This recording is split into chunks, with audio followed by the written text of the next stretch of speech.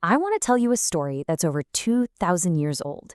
It's a story about love, unbelievable power, and constant life-threatening danger. And at the center of it all is a queen whose name you definitely know, Cleopatra. But we're not just here for a simple history lesson. Nope. We're going to try and answer the one question that defines her entire life. How in the world did one woman manage to challenge the most powerful, most feared empire on the planet? Let's dive in.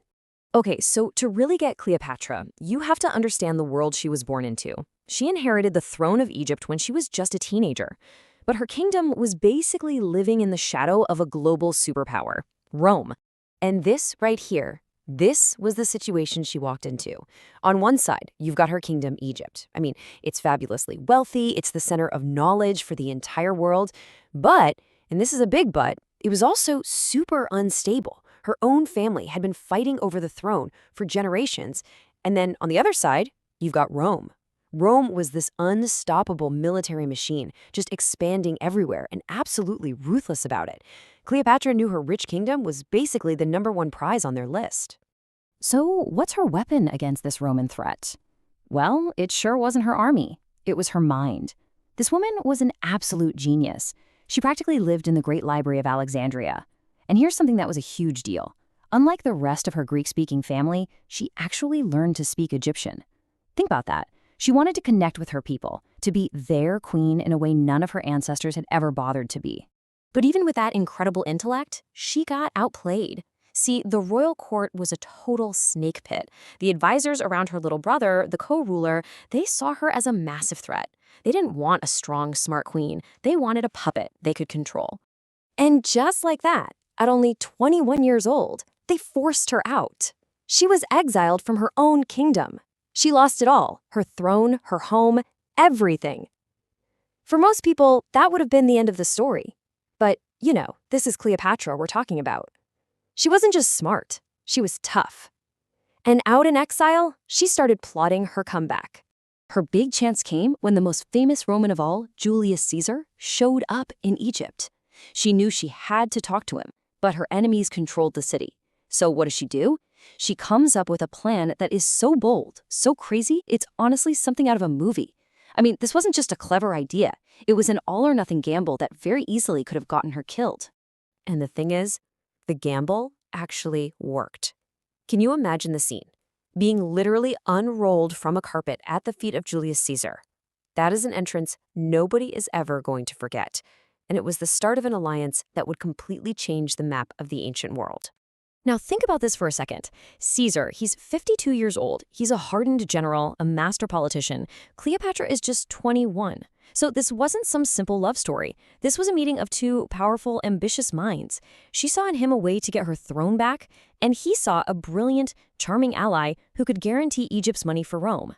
And Caesar's reaction, it says everything. He wasn't just charmed. He was genuinely impressed. He respected her. He saw her for exactly what she was, incredibly brave, sharp as a tack, and willing to risk it all. So he agreed to back her, and after a short, nasty war right there in Alexandria, he put her back on the throne. And for both of them, this alliance was a home run. Cleopatra was queen again, safe for the moment. And their relationship even produced a son. They named him Caesarion, which basically means Little Caesar. He was a living symbol of this powerful alliance, a potential heir who could one day, maybe, unite both Egypt and Rome. But then, disaster. In 44 BC, Julius Caesar is assassinated back in Rome. Cleopatra was actually in the city when it happened, and suddenly her life was in serious danger. She fled back to Egypt, and the whole game started over. Once again, she had to find a powerful Roman to protect her kingdom.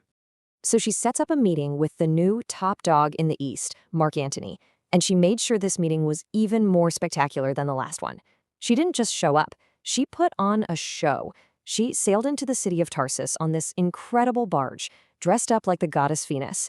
She was sending a clear message. I am not some minor queen asking for help. I am a living goddess. Their relationship was, well, it was complicated. It was a cocktail of different needs. First and foremost, it was a political alliance. Antony desperately needed Egypt's money to pay his soldiers, and Cleopatra needed Rome's army to keep her safe.